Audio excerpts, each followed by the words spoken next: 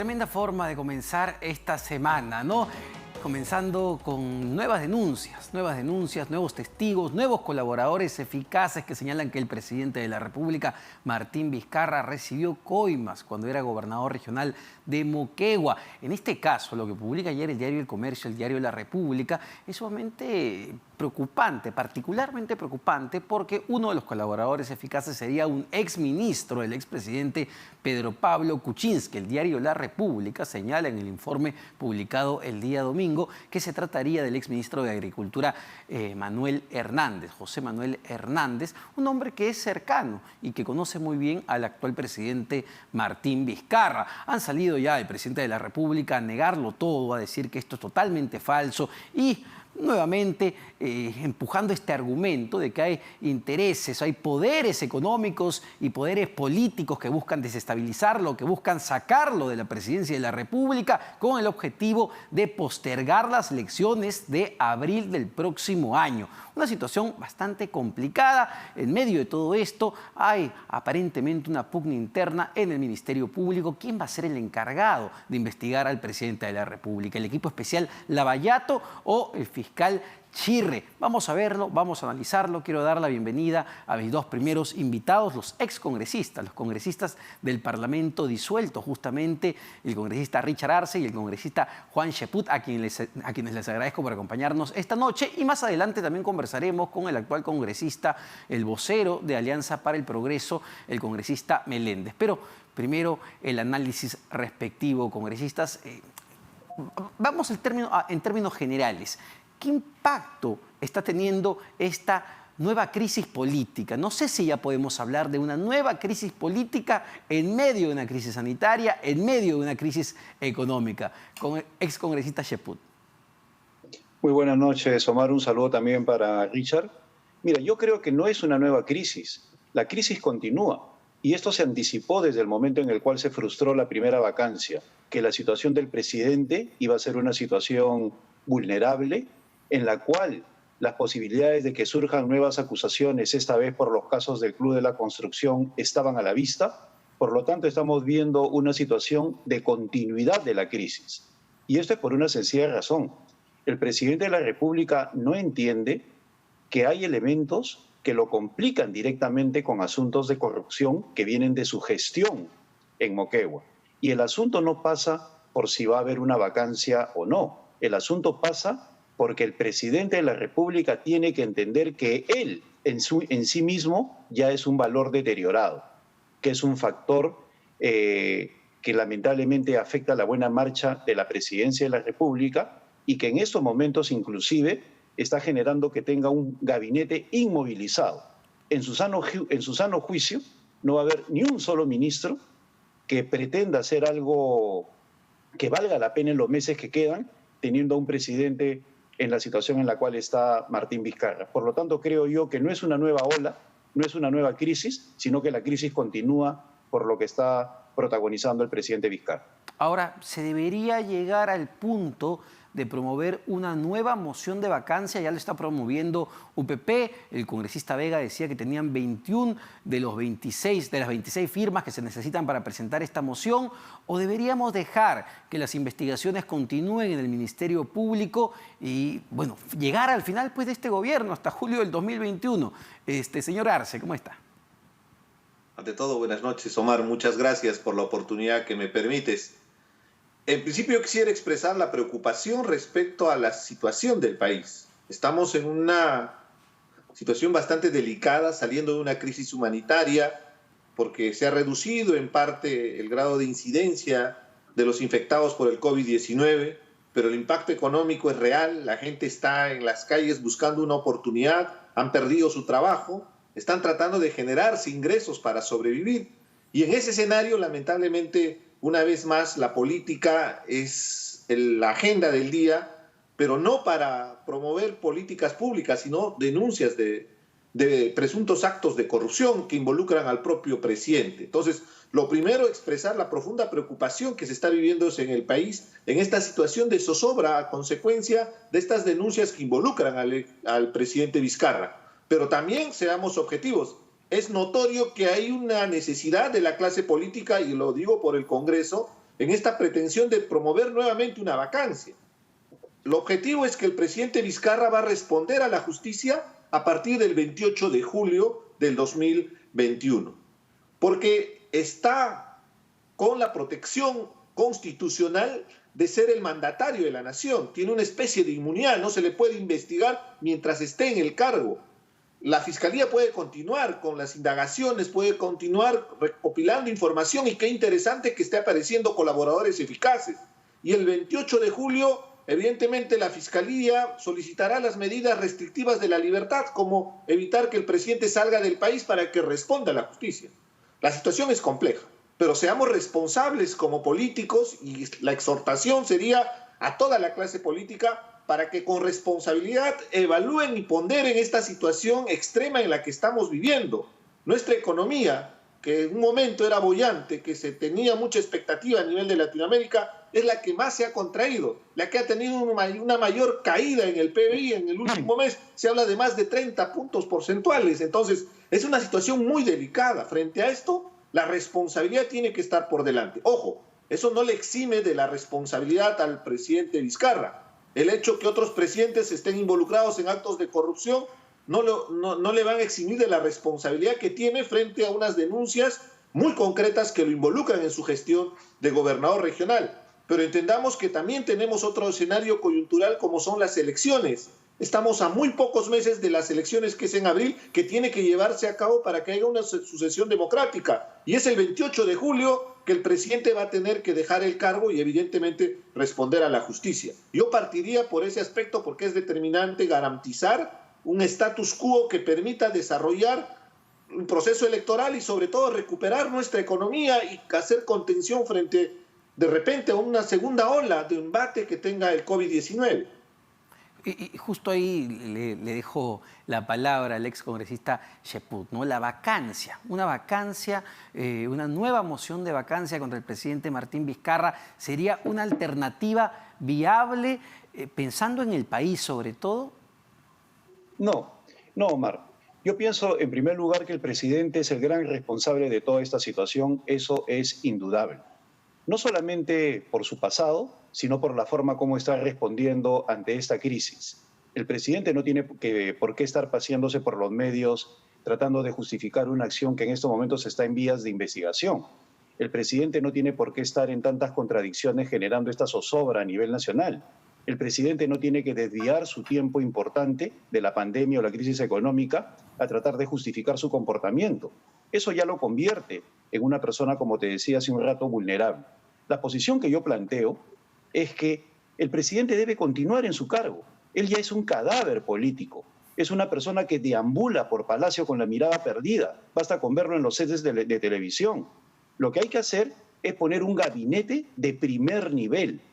Un gabinete que sea una referencia para el país. Un gabinete con personalidades que conduzcan al país como una bisagra hacia el año 2021.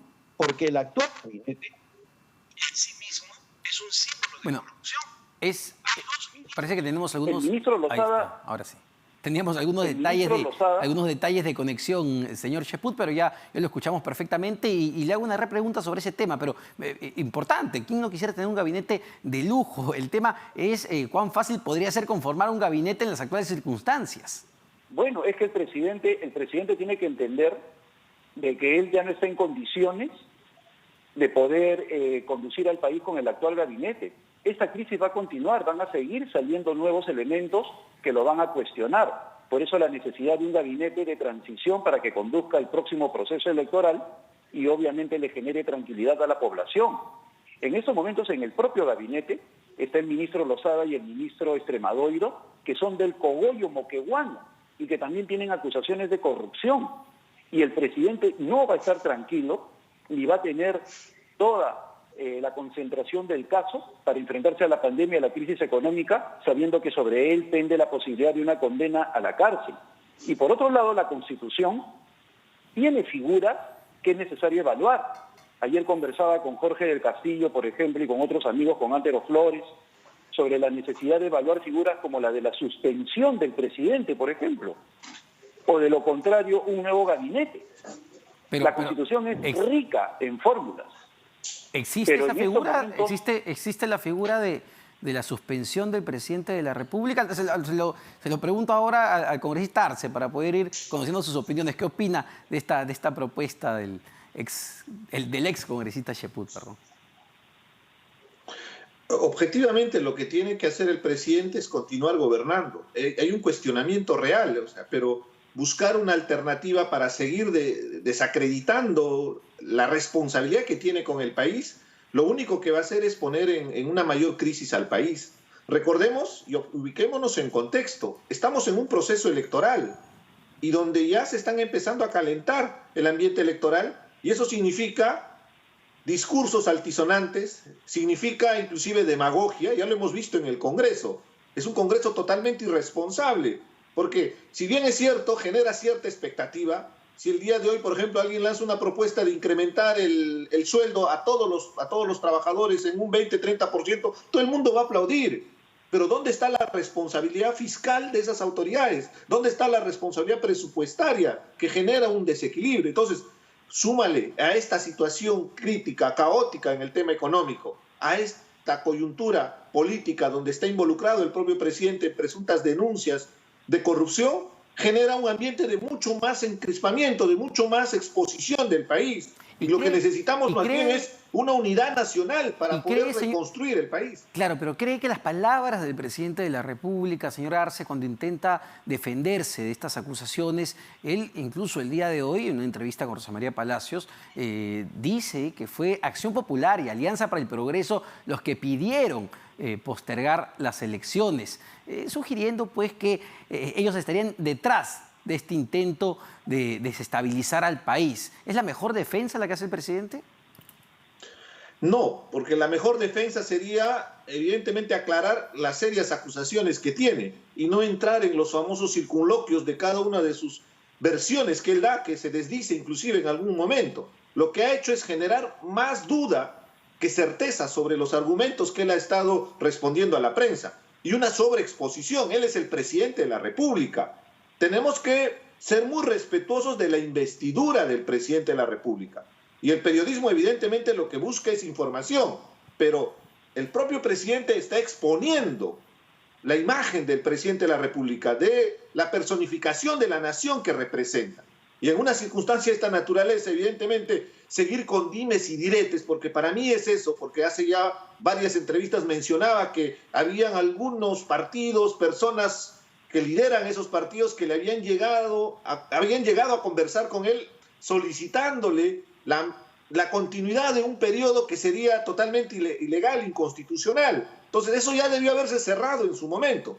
Pero ojo, esto también es oportunidad. ¿Cuáles son los intereses? Y eso guarda correlación con lo que te estaba hablando. Es un periodo electoral donde lo que van a hacer cada partido político que está participando en este proceso electoral es buscar la oportunidad para buscar rédito político. Ahora, ahí no puede caer en ese juego el presidente de la República. Ahora, señor Cheput, ¿cree que efectivamente hay intereses dentro del Congreso de la República, dentro o entre las agrupaciones políticas para postergar este proceso electoral, para quedarse un tiempo más? ¿Es esta versión del presidente creíble? No. Yo creo que si bien es cierto hubo algunas posiciones individuales al principio, luego esto ha sido decantado por los partidos y no hay esa intención. Por otro lado, Richard Arce me ha dado la razón. El presidente es el que está generando con sus paseos por los medios de comunicación esta situación de crisis. En esos momentos, si queremos hacer un juego metafórico, el presidente está panza para arriba, como un gato, defendiéndose de cualquier tipo de embate, generando esta situación. Y la verdad es que yo creo que no hay que desfocalizar el asunto. Estamos en una situación muy grave propiciada por el presidente de la República y en su defensa el presidente está deteriorando la propia lucha contra la corrupción. La piedra angular de todos los procesos de lucha contra la corrupción han sido los colaboradores eficaces, que brindando información han permitido capturar a las cúpulas y a los propios expresidentes. ¿Y qué hace el presidente? Descalifica a los colaboradores eficaces. Dicen que están mintiendo, dicen de que están dando mala información, les quita ese peso que tienen en los procesos de lucha contra la corrupción. Es decir, el presidente está destruyendo el cimiento del éxito de la lucha contra la corrupción en su afán por defenderse. Ahora, entonces, señor... las elecciones van a... Discúlpame, Omar. Sí. Las elecciones no van a ser transparentes si tenemos un presidente que sabe que el 28 de julio se va a ir a la cárcel. Él se va a convertir en el gran elector. Por eso, lo único que puede, y un gran elector significa, va a tratar de desviar la votación hacia aquellos que crea él que son personas que lo pueden luego proteger. Y eso ya es un factor de distorsión. Por eso es que yo planteo la necesidad de un gabinete consensuado que maneje este proceso, porque el presidente, y acuérdate de mis palabras, la situación se va a deteriorar más y más con él al frente. Ahora, y en todo caso, ¿no? Es el Jurado Nacional de Elecciones el que lleva a cabo todo el proceso electoral. Entiendo que ya hay un cronograma electoral. El 11 de abril del 2021 son las elecciones. Claro, él decía que esto se puede cambiar por una ley que la apruebe este Congreso, pero no sé cuán viable sea una cosa de ese tipo. Señor Arce. Bueno, efectivamente. El Jurado Nacional es la entidad llamada a hacer ese tipo de planteamientos, pero vemos cómo las reglas de juego cambian. Y no solamente en el caso del Jurado Nacional de Elecciones, yo quisiera ver el tema más holísticamente, lo que está generando en las instituciones. Mira el papel de la Fiscalía. En 20 años se hizo grandes esfuerzos por tener una Fiscalía independiente. ¿Y qué pasa hoy día con Zoraida Ábalos? Es acusada de tratar de beneficiar al presidente. Es decir, las instituciones en el Perú son sujetos de cuestionamiento. ¿Por qué? El presidente, en su afán de limpiarse, empieza a contaminar. Contamina la Fiscalía, se enfrenta al Congreso, cuestiona al Poder Judicial, tiene a las Fuerzas Armadas cuadrándose detrás de él.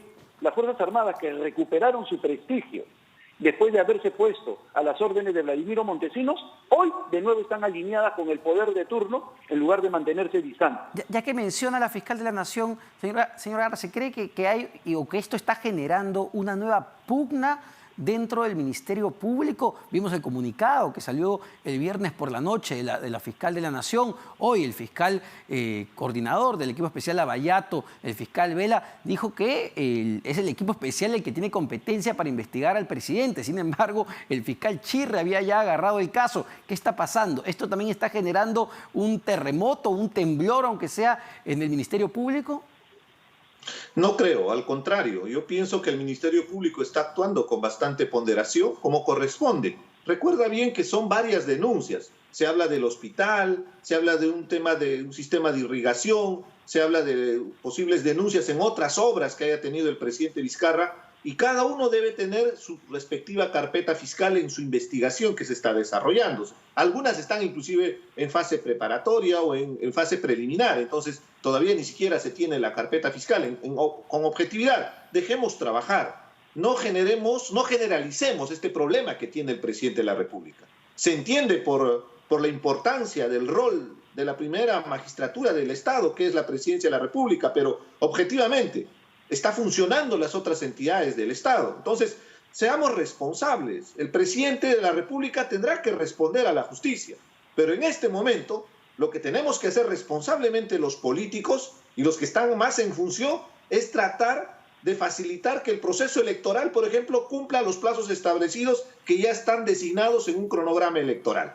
Lo cual significa que las elecciones van a ser en abril, la segunda vuelta será en mayo y evidentemente en el mes de julio, el 28 de julio, tendremos un nuevo presidente de la República. Creo que es lo más saludable y que se brinden las garantías legales que correspondan para evitar que se vada la justicia. El presidente puede estar en el poder, pero lo que no va a poder limitar justamente es que se haga estas investigaciones. Los colaboradores eficaces que están presentándose entregan información valiosa para la investigación fiscal. Y ahí hay un detalle determinante. Sí. Si hay un colaborador eficaz que está mintiendo, si hay un colaborador eficaz que no tiene pruebas para demostrar lo que está argumentando, va a complicar su situación legal, su situación penal.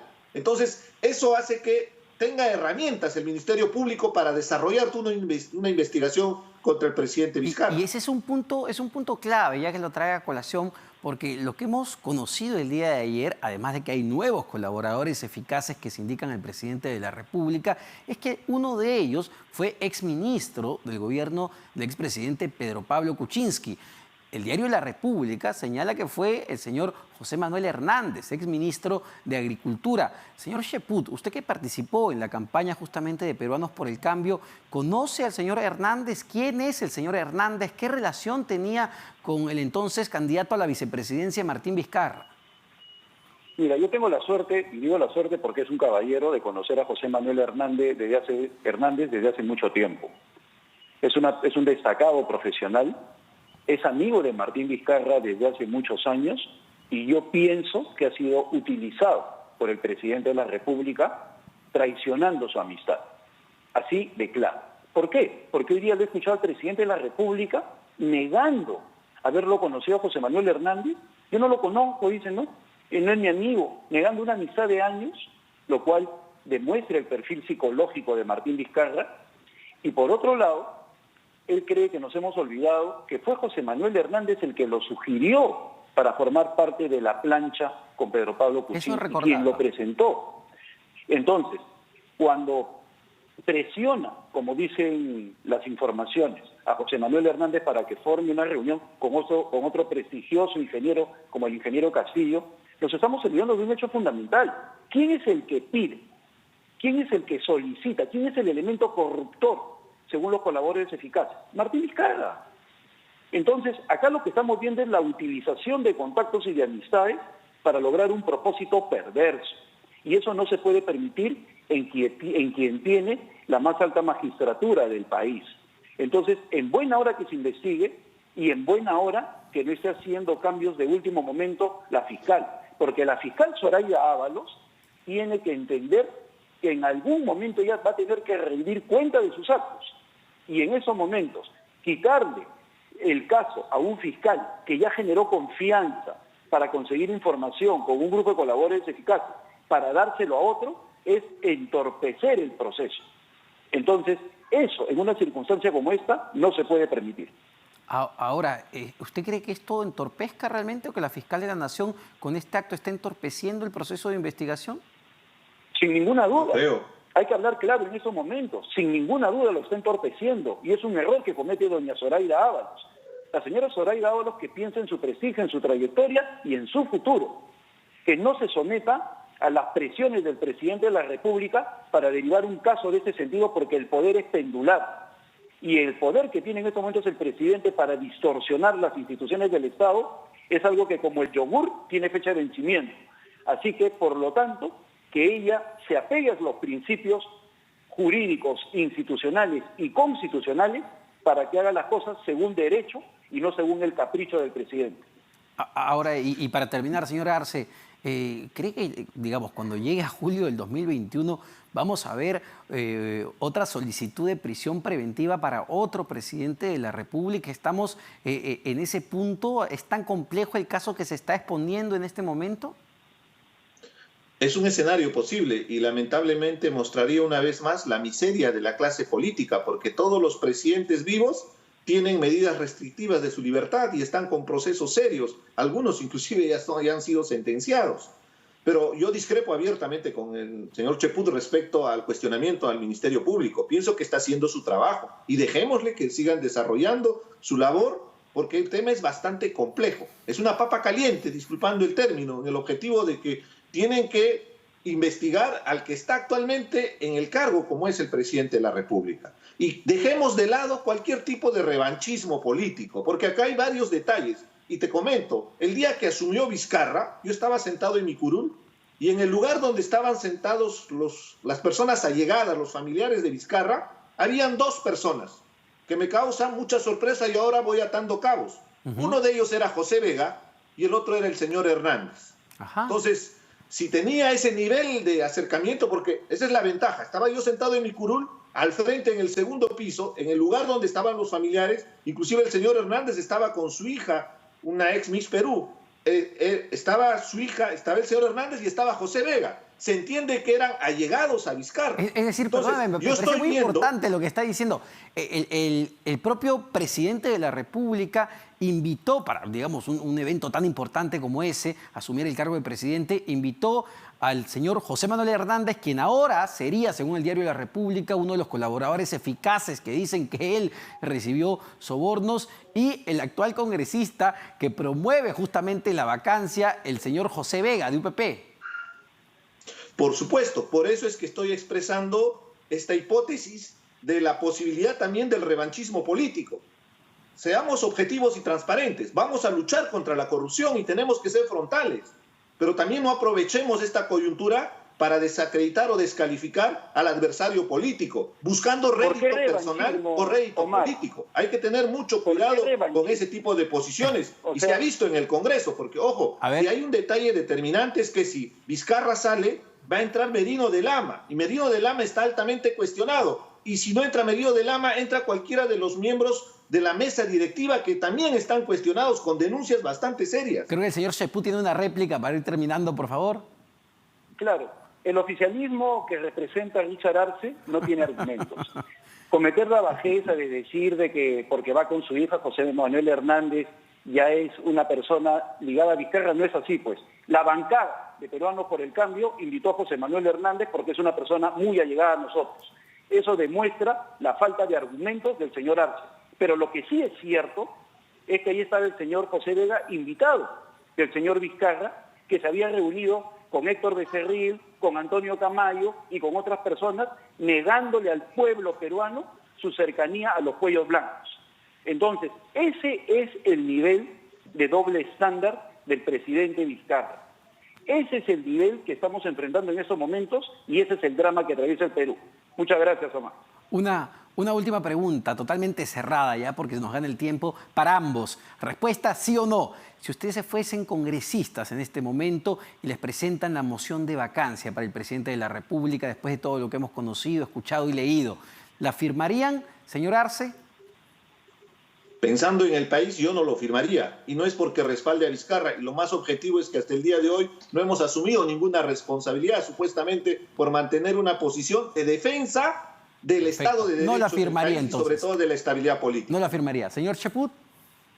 No, yo voy por el lado de un cambio total de gabinete porque él ya es un cadáver que deambula por Palacio de Gobierno. Perfecto. No es necesario vacar. Clarísima entonces las posiciones. Muchas gracias a los dos.